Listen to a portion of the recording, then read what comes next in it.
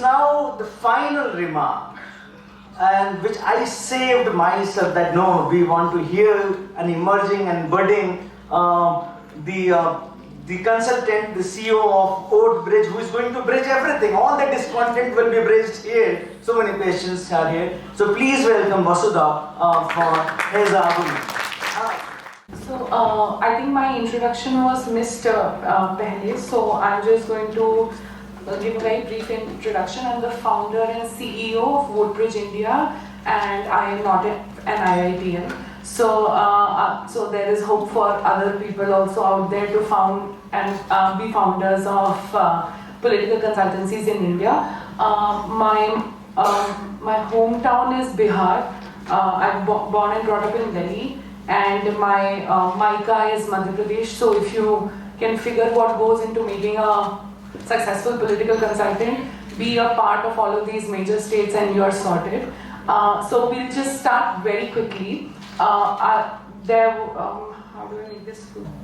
Okay, sorry guys, I am through and through Apple person. So what we're going to do here is, I am going to start the timer. So what we're going to do here is, we have the future. We were supposed to decode the future for this session. So I have imagined the future into 4 parts. The future will evolve in terms of tech, right? It will evolve in terms of service evolution, right? The service that political consultancies provide. It will turn into a more formalized sector. And then, of course, when a sector formalizes, there is always collective action at the end. So that's me entering my JNU into this, right? And there are 8 stakeholders that political consultants, 8 forms of stakeholders that political consultants impact, right? Or this industry impacts. So number 1 is, of course, the consultant itself. So what does the future look like for us? What does the future look like for leaders?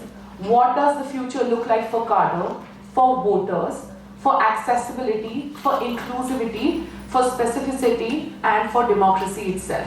So these are the 8 categories which will get impacted along the 4 parameters, or I would hope that these 8 stakeholders get impacted along these 4 parameters. So very quickly we're going to spend a minute on each end.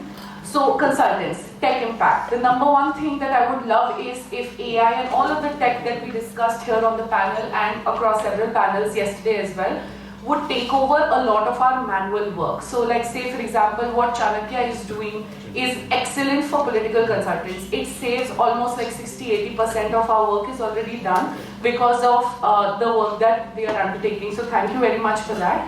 But say for example, still there are certain manual aspects, right? So say someone writes their surname as Singh, you don't know which caste and category they belong to, so that is the part that is still left, and we would want AI and to crack all of this for us, do the survey. I want AI to do the manual work so that we can focus on the more political work for the engineering part. So someone can get us the numbers, that would be great.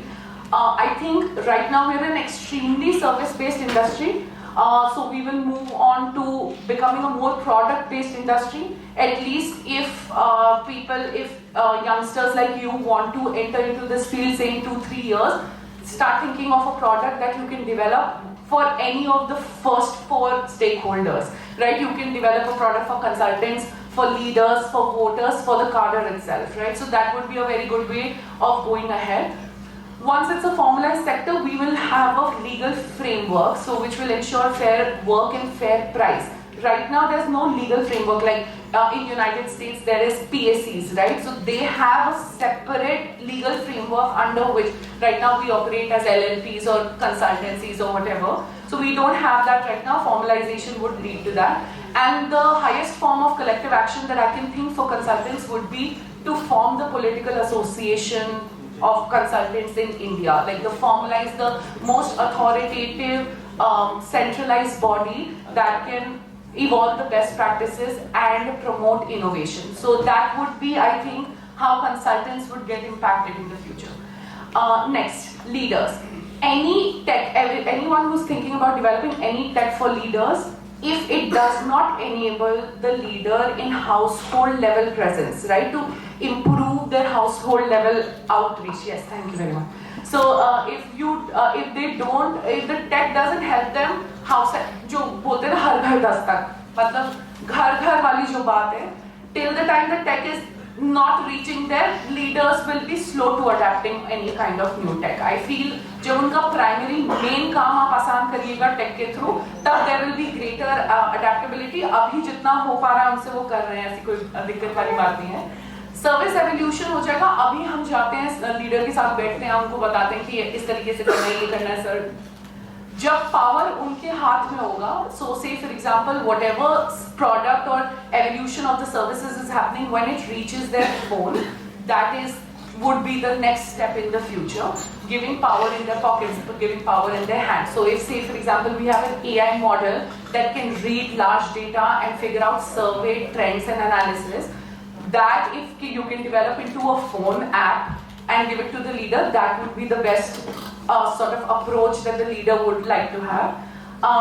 The next is standardization or from a centralized resource. So there are many, every political consultant, especially small consultancies, big consultancies, they all have their own way of doing stuff. So right now, because there is no formalization, any practice can be sold to any leader as the best practice or the standard practice. So I think protection or safeguarding of the leaders in terms of this, like we got safeguarded by fair work and fair price.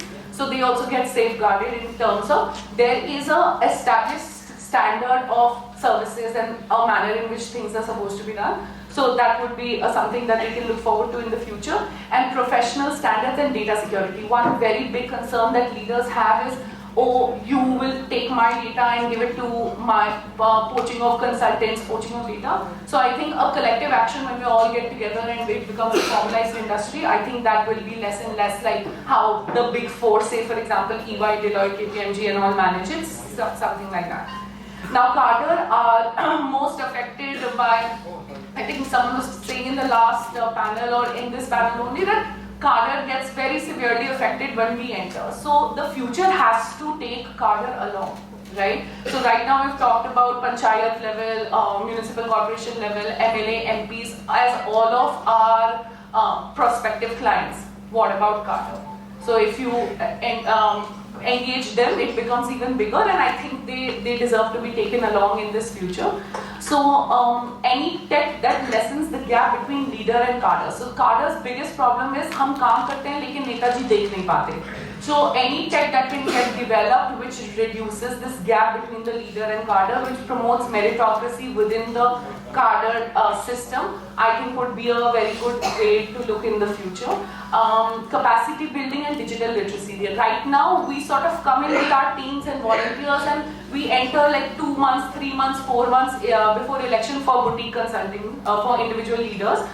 There's not enough time to build capacity of the cadre and to give them digital literacy. I think the service of this industry will evolve into cadre's capacity building. They will become our primary clients in the future. If it becomes formalized, the reverse can also be true.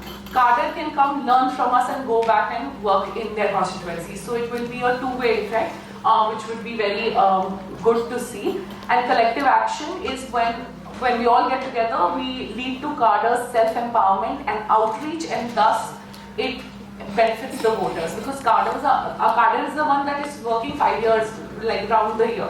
So if we ensure their capacity building, automatically the voters at the grassroots will start getting benefited, which brings me to my next point, which is about the voters. So I think tech, whatever tech develops, I'm sure there will be hundreds of tech impact that can get developed in terms of serving the consultants, the leaders, etc. But I think one pivot that our industry will also take in the future would be to counter spread of misinformation.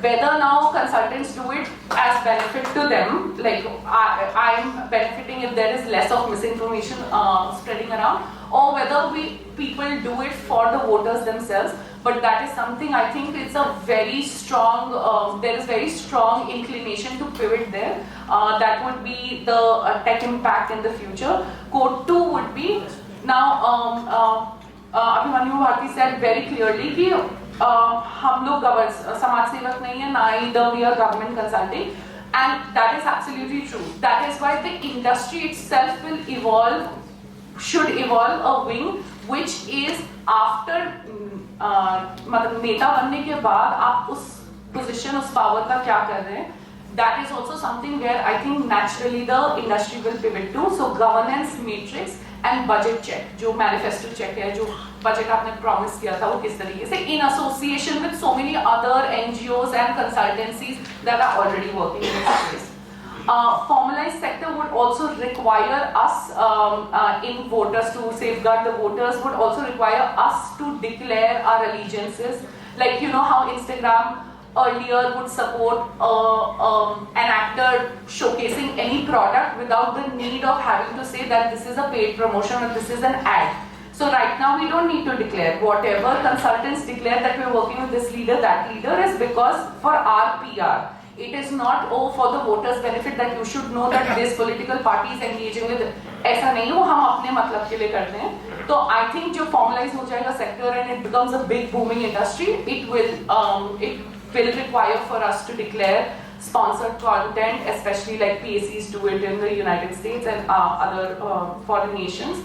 Transparency in election financing would be something which is a collective action ka result. Now whether consultants want that or not, I'm not going to comment on that, but there is going to be an improvement in all of this, right? There are because it's a collective society, there's political association, etc. Then it will lead to the money that politicians spend in elections, and that includes us, and hence transparency in election financing, not necessarily like the expenditure as a whole. Accessibility. Tech अगर आ रहा है, future define कर रहा है, तो mobilisation इन remote areas करे तब तो कोई मतलब है, वरना तो हम लोग वापस वहीं ग्राउंड पे पाए जाएंगे झंडा बैनर लेके. Helping ordinary aspirants into politics. Service will evolve. A new segment of clients should enter where we ordinary people without a lot of money, without a lot of political legacy, how can they enter, and a lot of work is already going on in that terms, like youth in politics, etc. Professionalization and removing of this social media agency tag. So अभी सबको सारे leaders को लगता है अरे ये team है, ये social media की टीम, ये survey की टीम है. Even though we may be offering so much unique and specialized services, but they call us a social media agency. So there will be a professionalization and understanding for all of the politicians as well, ki, oh, these are the kind of services that are available to me. And then collective action, if all of us come together. The tag of politics in India is dirty, unknown, fearful sector, political consulting, mat join karo, which is a very big impediment for women to join the political consulting sector as well. Those tags will get removed. The more there is professionalization, the more there is Big Four, the more there is a formalized sector, these tags will reduce, and we can ensure entry of people from all backgrounds into this industry, and not just the ones who are able to fight with their parents and convince them that we want to do this. Inclusivity, promotion of female candidates, tech impact. The number one thing that one should want to achieve in line with Modi ji's vision as well is promotion of female candidates, not like Neena Gupta from Panchayat, but genuine political candidates who are not just like a face-saving candidate, but a real serious performer. So that would be one thing that the tech really should impact on. Strengthening the voices of smaller identity groups. Right now it's not as highlighted, so inclusivity, the promotion of services would include strengthening voices of identity groups.